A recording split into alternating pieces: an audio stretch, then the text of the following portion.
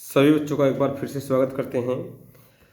कुछ तकनीकी समस्या के कारण आपके लेक्चर ड्रॉप कर दिए गए थे और इसकी सूचना हमने आपको दे दी थी। काफ़ी बच्चों को सूचना मिल गई थी, कुछ बच्चों को सूचना नहीं मिल पाई थी। तो आइए स्टार्टिंग करते हैं। लेक्चर 8 चल रहा था आपका और पार्ट इसका 10 लेकर आए हैं आपके लिए।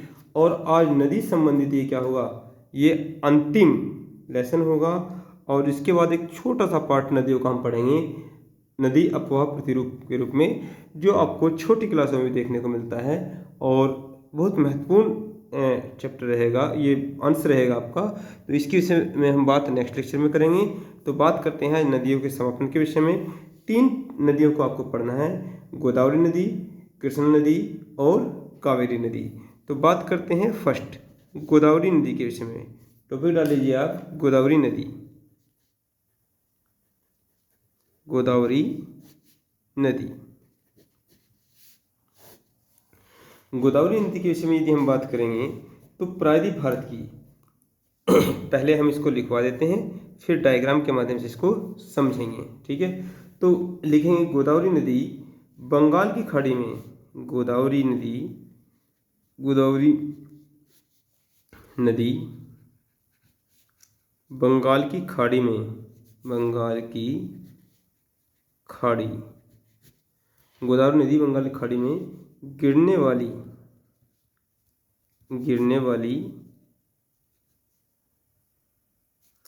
प्रायद्वीप भारत की, प्रायद्वीपीय भारत की सबसे लंबी नदी है। कई बार क्वेश्चन आ चुका है कि प्रायद्वीप भारत की सबसे लंबी नदी कौन सी है, ठीक है। लेकिन बात यह है कि सबसे लंबी नदी तो क्या है, नर्मदा नदी भी है, लेकिन हम बात कर रहे हैं ये कहाँ, बंगाल की खाड़ी में गिरने वाली, ठीक है। भारत की सबसे लंबी नदी है, ठीक है। इस कारण इसे दक्षिण भारत की गंगा, दक्षिण भारत की गंगा या वृहद गंगा, कौन सी, वृहद तो बड़ा होता है, वृहद माने बुजुर्ग, गंगा भी कहा जाता है,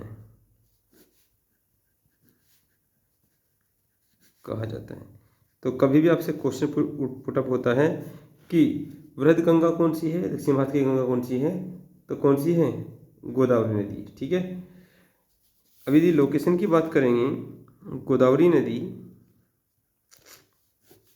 नदी पश्चिमी घाट के त्र्यंबक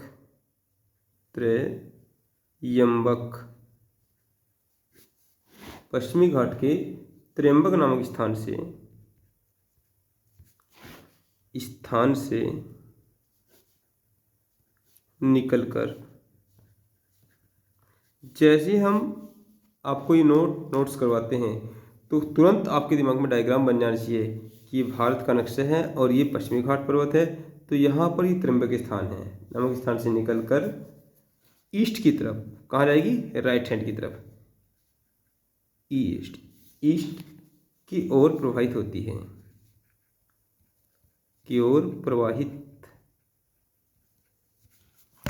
है, ठीक है। ईस्ट की ओर प्रवाहित होती है और महाराष्ट्र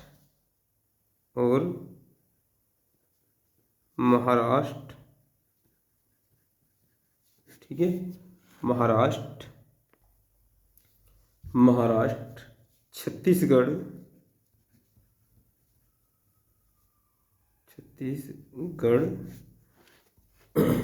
तेलंगाना,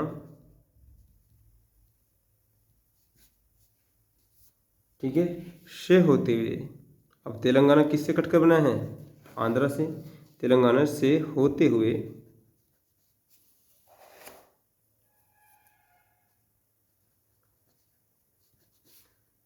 आंध्र प्रदेश, आंध्र प्रदेश, ठीक है, आंध्र प्रदेश के राजमुंद्री, राजमुंद्री शहर के पास, शहर के पास डेल्टा बनाते हुए,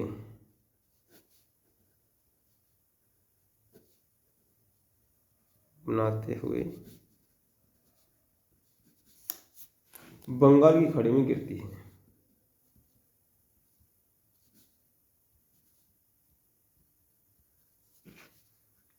में गिरती है, ठीक है। अब ये सारी लोकेशन यदि हम बनाएं भाई, ये आपका क्या होगा, ये प्रायद्वीप भारत हो गया, ये आपका प्रायद्वीप भारत हो गया, ठीक है। तो प्रायद्वीप भारत में ये पश्चिमी घाट पर्वत पड़ता है, क्या पड़ता है, ये आपका पश्चिमी घाट पर्वत है। तो पश्चिमी घाट पर्वत में ये कहाँ से, ये त्र्यंबक स्थान पड़ता है, कौन सा, ये त्र्यंबक, ये स्थान पड़ता है त्र्यंबक, त्र्यंबक, ठीक है। तो त्र्यंबक स्थान से निकलेगी और ये आपका महाराष्ट्र क्षेत्र में से होते हुए, और महाराष्ट्र के पश्चात कहाँ, ये आपका इधर छत्तीसगढ़ क्षेत्र में, और छत्तीसगढ़ क्षेत्र के पश्चात तेलंगाना, और तेलंगाना से होते हुए ये आंध्र प्रदेश में यहाँ पर ये पड़ता है राजमुंद्री, क्या पड़ता है, राजमुंद्री, राजमुंद्री, ठीक है। ये महाराष्ट्र क्षेत्र, ये आपका क्षेत्र पड़ता है छत्तीसगढ़ का, और यहाँ पड़ेगा ये आपका तेलंगाना, और ये राजमुंद्री पड़ेगा आपका आंध्रा में।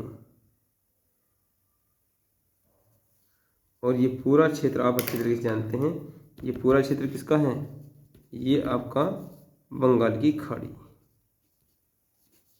ये आपका बंगाल की खाड़ी है, ठीक है, ये बंगाली खाड़ी।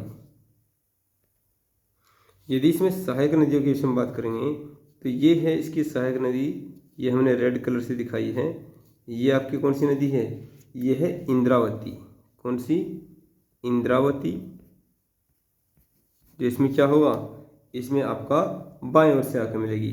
फिर इधर है पेनगंगा, ये आपका वेनगंगा है, ठीक है। और यहाँ से है प्राणहिता, प्राणहिता। यदि हम दाईं ओर से बात करेंगे तो यहाँ पर नदी मिलती है इसमें, ये मंजीरा, ठीक है, और ये आपकी प्रवरा, प्रवरा, ये इसकी सहायक नदियाँ हैं, ठीक है। तो आइए भी इन्हें भी नोट कर लेते हैं। तो आपने बात हो गई थी कि बंगाल की खाड़ी में क्या है, विलीन हो जाती है। अब यदि सहायक नदियों के बीच हम बात करेंगे, सहायक नदी, यदि सहायक नदी के विषय में बात करें तो सहायक नदी टोप डालेंगे और यहीं लिख लेंगे इसमें,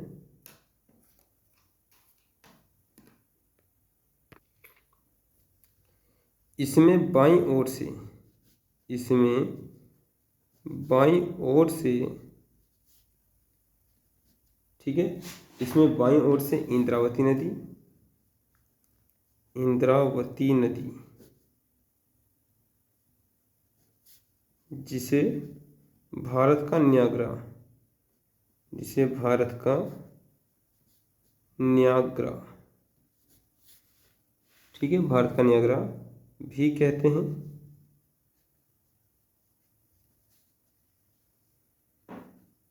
ठीक है, भारत का न्यागरा कहते हैं। और इसी पर चित्रकूट जलप्रपात भी स्थित है, प्रपात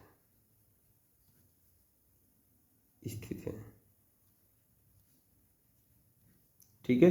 इस बात को ब्रैकेट में लिख लेंगे। वह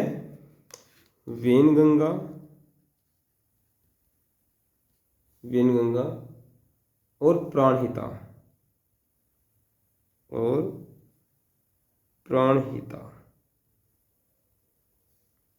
जबकि दाईं ओर से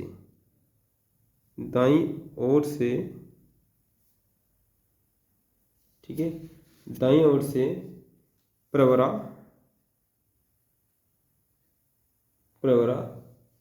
मंजीरा,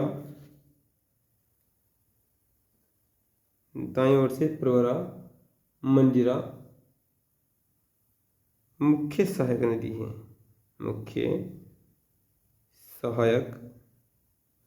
नदी है। तो ये वाली बात रही आपकी किसके विषय में, ये आपकी गोदावरी, जिसे दक्षिण भारत की गंगा कहा जाता है, ठीक है, और इसकी जो सहायक नदी है इसके विषय में हमने आपसे बात की। निकलती है पश्चिमी घाट में त्र्यंबक नामक स्थान पर, महाराष्ट्र क्षेत्र, छत्तीसगढ़ और तेलंगाना से होते हुए आंध्र प्रदेश में राजमुंद्री के पास ये डेल्टा बनाते हुए बंगाल खाड़ी में क्या हो जाती है, विलीन हो जाती है। ठीक है, तो ये डायग्राम भी आप अच्छी तरीके से बना लीजिए और इसके बाद बात करेंगे हम कृष्णा नदी के विषय में। जल्दी से बनाइए।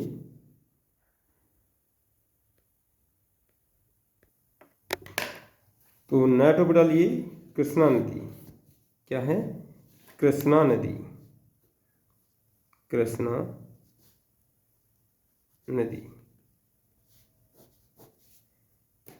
तो पहले लिख लेते हैं, फिर इसका डायग्राम बनाएंगे पहले की भांति।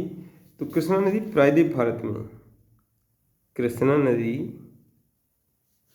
नदी भी गोदावरी की भांति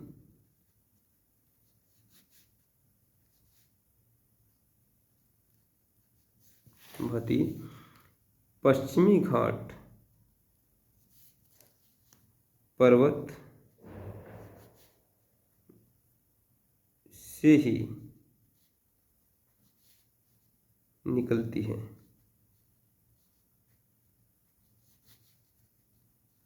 और पश्चिमी घाट पर्वत में कहाँ से निकलती है, महाबलेश्वर चोटी से। ठीक है, तो ब्रैकेट में लिख लेंगे महाबलेश्वर। गोदावरी के विषय में बात करेंगे तो त्र्यंबक नामक स्थान से ये महाबलेश्वर चोटी जो इसकी सबसे ऊंची चोटी है। तो महाबलेश्वर कहाँ से लिखेंगे, महाबलेश्वर शिखर। और इसके विषय में पहले भी आपको बता चुके हैं, महाबलेश्वर शिखर कहाँ पड़ता है, ये है महाराष्ट्र के सतारा जिले में,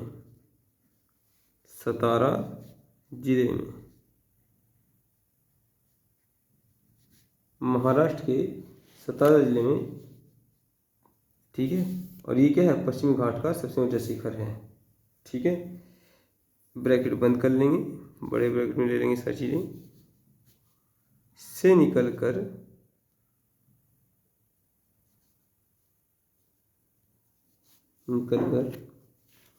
कर्नाटक, और कर्नाटक में कहाँ से, मंगावती से, कर्नाटक, तेलंगाना, कोमल लगेंगे, तेलंगाना, रायचूर में, तेलंगाना में पड़ता है रायचूर क्षेत्र जो दोआब की भांति है,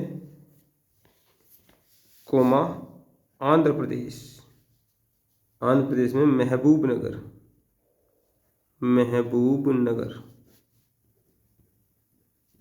आंध्र प्रदेश से महबूबनगर। इसे कर्नूल भी बोलते हैं, कर्नूल। ठीक है, महबूबनगर, ठीक है, से होते हुए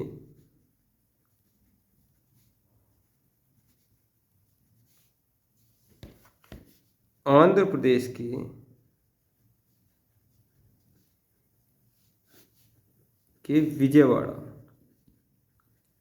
विजयवाड़ा के पास विजयवाड़ा के पास डेल्टा बनाते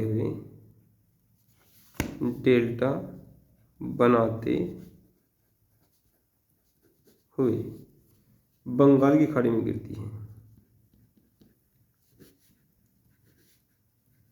खाड़ी में गिरती है। तो डायग्राम उसी भांति बनेगा, बस क्या हो जाएगा भाई, ये आपका पश्चिमी घाट पर्वत रहेगा कहाँ, प्रायद्वीप भारत में। ठीक है, तो पश्चिमी घाट पर्वत जो ये जा रहा है, तो यहाँ पर जो आपका महाराष्ट्र क्षेत्र पड़ता है, तो महाराष्ट्र यहाँ पर ये चोटी पड़ती है कौन सी, महाबलेश्वर चोटी। कौन सी, महाबलेश्वर चोटी पड़ती है। और कहाँ है महाबलेश्वर चोटी, ये महाराष्ट्र क्षेत्र है, ये आपका महाराष्ट्र क्षेत्र में पड़ता है सतारा। ठीक है, तो यहाँ से निकलेगी, ये निकलेगी इस तरीके से, और कहाँ पहुँचेगी, ये आपका, ये आएगी इस तरीके से कर्नाटक क्षेत्र में। और कर्नाटक क्षेत्र में ये आपका पड़ता है, ये आपका कर्नाटक का क्षेत्र, ये पड़ेगा कर्नाटक में मंगावती। क्या पड़ेगा, मंगावती। तो कर्नाटक क्षेत्र से प्रवाहित होते हुए पहुंचेगी कहाँ, तेलंगाना क्षेत्र। ये आपका तेलंगाना, और तेलंगाना में कहाँ, ये तेलंगाना में पड़ेगा रायचूर बोलते हैं, उपजाऊ क्षेत्र है ये। ठीक है, और फिर आपका कहाँ पहुँची, आंध्र प्रदेश। तो ये स्टार्टिंग में आंध्र प्रदेश में कहाँ पहुँचेगी, ये आपका महबूबनगर। ठीक है, और फिर पड़ेगा विजयवाड़ा। क्या पड़ेगा, विजयवाड़ा। फिर क्या पड़ेगा, विजयवाड़ा। तो विजयवाड़ा के पास से ये क्या है, ये आपका यहाँ डेल्टा बनाएगी बंगाल की खाड़ी में। ये बंगाली खाड़ी का जल है, ये बंगाल की खाड़ी। ठीक है, यदि हम इसकी सहायक नदी की हम बात करेंगे, तो इसकी सहायक नदी है तुंगभद्रा। कौन सी, तुंगभद्रा। ठीक है, सहायक नदी की विषय में बात करेंगे तो कौन सी है, तुंगभद्रा। और तुंगभद्रा की सहायक नदी हगरी। ये कौन सी है, हगरी, सहायक नदी हगरी। ठीक है, ये इसकी है और ये इसकी सहायक नदी है। ठीक है, तो इस बात को भी मेंशन कर लो आप, पॉइंट बनाएंगे सहायक नदियाँ। ठीक है, सहायक नदी तो लिखेंगे तुंगभद्रा, और ये लिख लेंगे, और तुंगभद्रा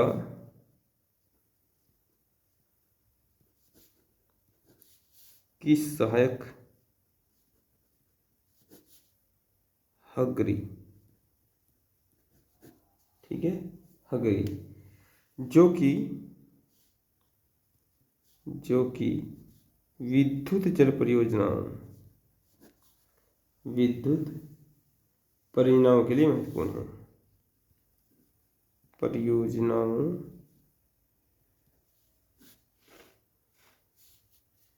के लिए महत्वपूर्ण है।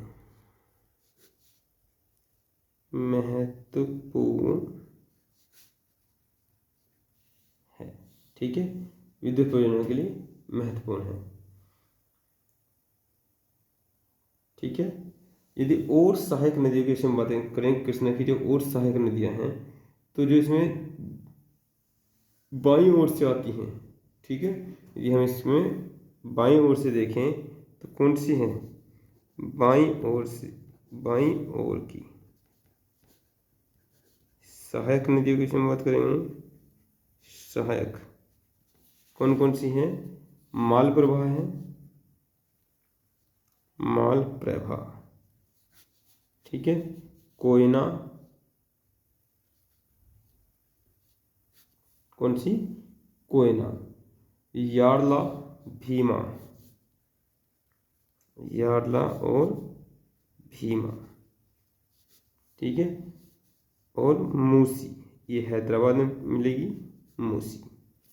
ये इसकी कहाँ की हैं, ये इसकी बाईं ओर की सहायक नदियाँ हैं। बात करेंगे नेक्स्ट जो टॉपिक है आपका कावेरी नदी, और ये यहाँ का लास्ट टॉपिक भी है। तो कावेरी नदी, ठीक है। कावेरी नदी की विषय में बात करेंगे तो इसका उद्गम जो है ये कर्नाटक में पड़ता है, कोडगु जिला, ठीक है। कोडगु जिले से निकलकर ये मैसूर क्षेत्र में पहुँचती है, ठीक है। तो आप इसको मैं लिख लीजिए और इसका चित्र फिर बनाते हैं। लिखेंगे कावेरी नदी, कावेरी नदी का उद्गम, कावेरी नदी का उद्गम पश्चिमी घाट, पश्चिमी घाट में कर्नाटक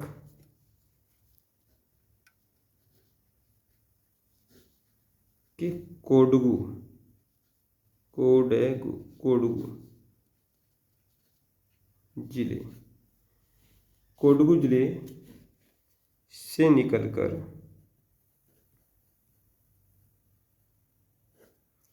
कोडगु जिले से निकलकर यह मैसूर, यह मैसूर पहुंचती है।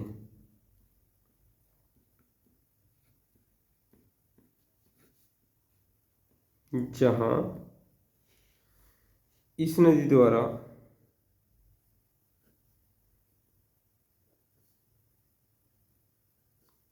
श्रीरंगपट्टम,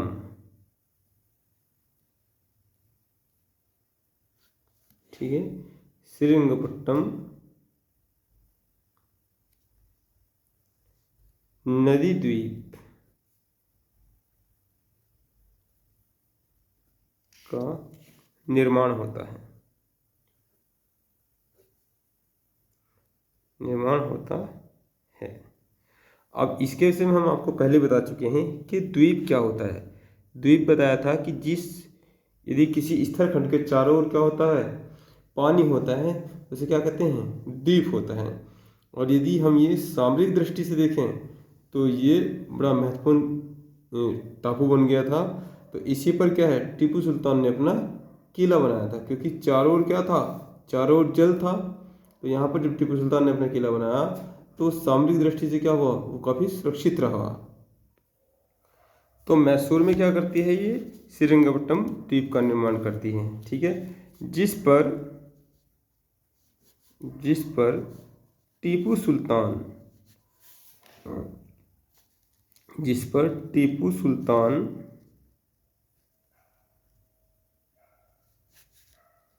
ने अपना किला बनाया, ठीक है। टीपू सुल्तान ने अपना किला बनाया, यानी कि महल बनाया। तत्पश्चात ये है कर्नाटक, मैसूर के पश्चात कहाँ, कर्नाटक में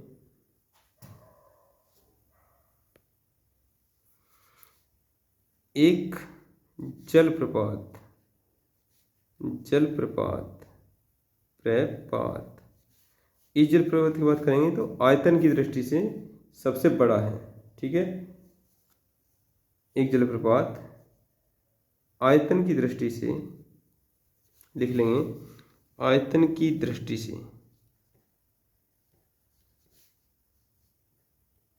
सबसे बड़ा।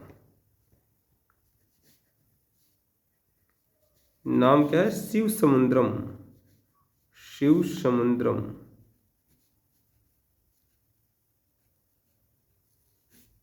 ठीक है, शिव समुद्रम। तथा स्टैनली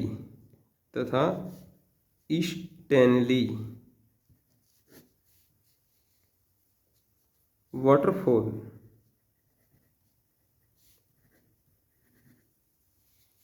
का निर्माण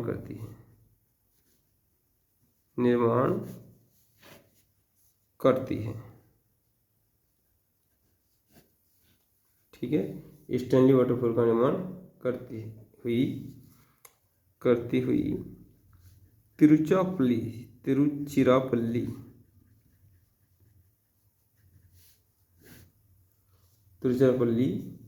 के पास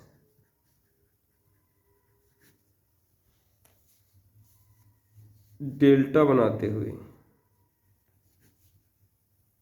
जितनी भी नदी बंगाल की खाड़ी में गिरेंगी तो सब क्या करेंगी, ये डेल्टा बनाएंगे।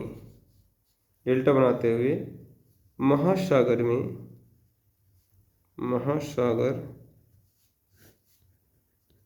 विलीन हो जाती है, ठीक है।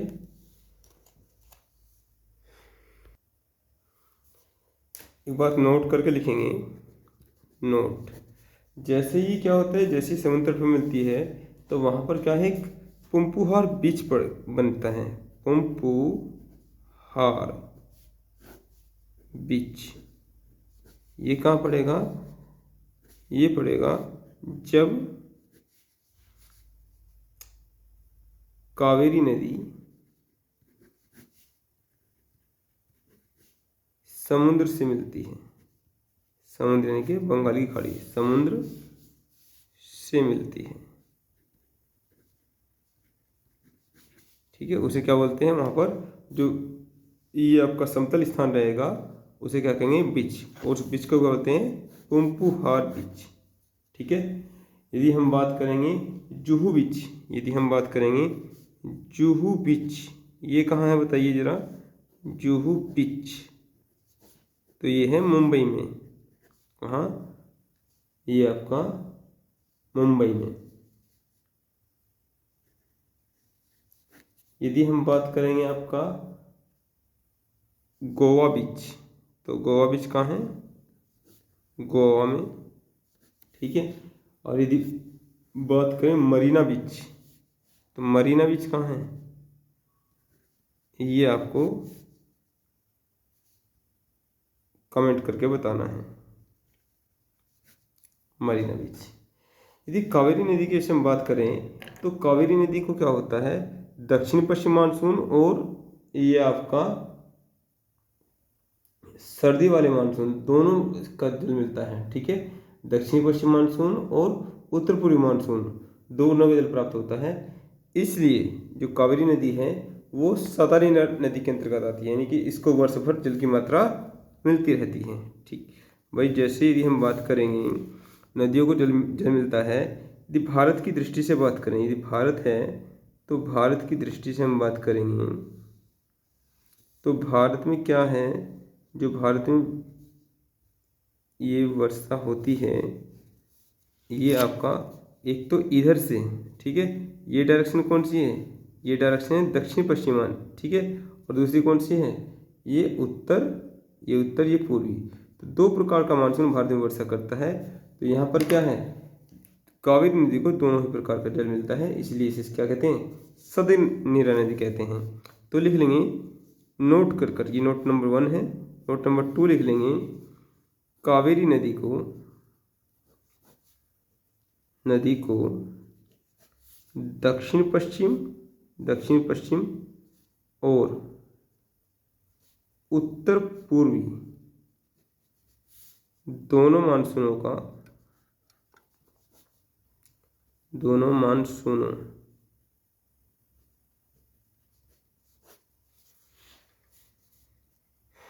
का जल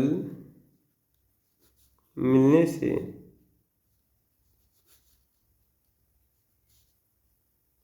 इसमें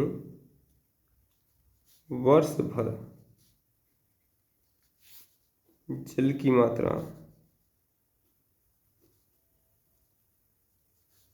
बने रहने से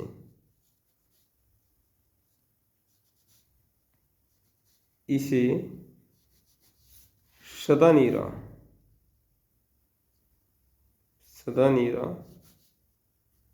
कहा गया है। ठीक है, सदा नीरा कहा गया है। लिखेंगे उपनाम। यदि उपनाम की बात करेंगे, जो उपनाम है इसके, तो इसे क्या कहते हैं?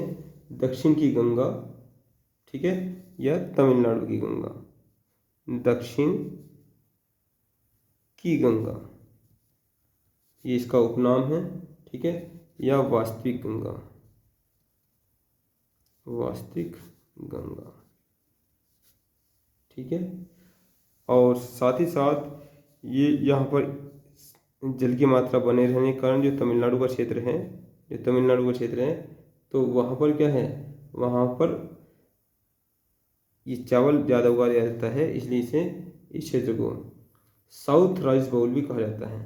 ठीक है, साउथ राइस बाउल,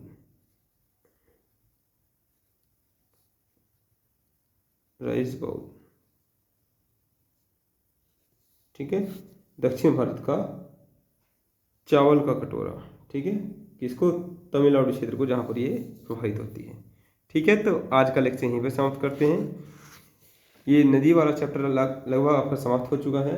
अब इसमें छोटा सा टॉपिक बचा हुआ है, तो उसे कल ख़त्म करा देंगे। तो जो टेक्निकल समस्या थी वो लगभग समाप्त हो गई है। अब आपको लेक्चर रेगुलर मिलेंगे। धन्यवाद।